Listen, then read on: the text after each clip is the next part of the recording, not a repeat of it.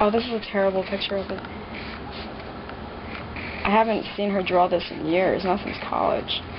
But it has like this little button eye. It's very odd. A little button eye. So she had this little thing that would follow me around there, like these electric rabbits. And they were called plague bunnies. Electric rabbits? Yeah. I have friends with very funny imaginations. Okay. And I have to say, they really did influence the paintings a lot, because they were such good cartoonists. They're such good cartoonists, and when I was in college, I never really learned how to cartoon, so I started cartooning after college so I could make these paintings. So these paintings were a way for me to like give myself a crash course in cartooning. So I would just sit and just draw things, because I never did that when I was in college. I never sat around drawing cartoon characters. I was never good at it. I mean, I was doing these like I did this like ladybug film, you know, for my second year film, and I did a what did I do? I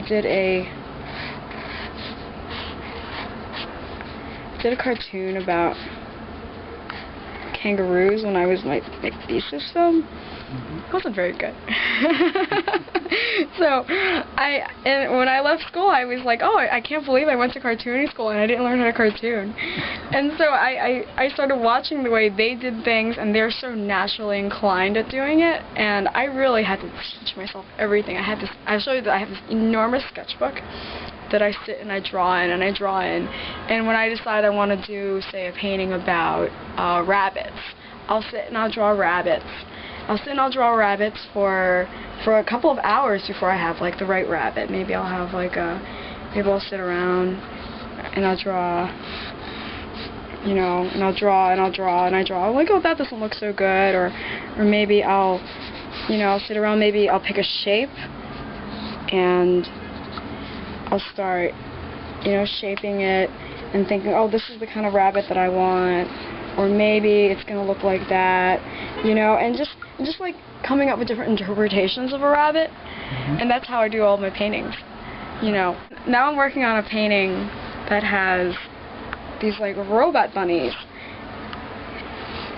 which I think is in the, I'm trying to remember what they look like, there's a drawing of it on the website, and I'm working on these, you know, these robot bunnies, and I'm drawing, and I'm thinking, oh, how will they look, how are they going to work, and what are the mechanics of the robot bunny, and it's very odd because, you know, because it's kind of silly, and I like to think I make serious art, but I don't really take what I do seriously, because I find that making art should be all about entertaining me, and if it happens to entertain someone else, it's sort of this after effect of it, you know. That's the way to make the thing really work. If you try to fake it, in other words, if you try to anticipate what someone wants to see or hear, right, then you're already working from a false premise. Yeah. But if you do, you know, if you follow what excites you, that stuff should usually end up at the right place. You know, you worry about these things, you know, about making money and everything, and he said to me, you don't ever know why you don't sell work. In fact, when you sell work, you don't even know why you sell work.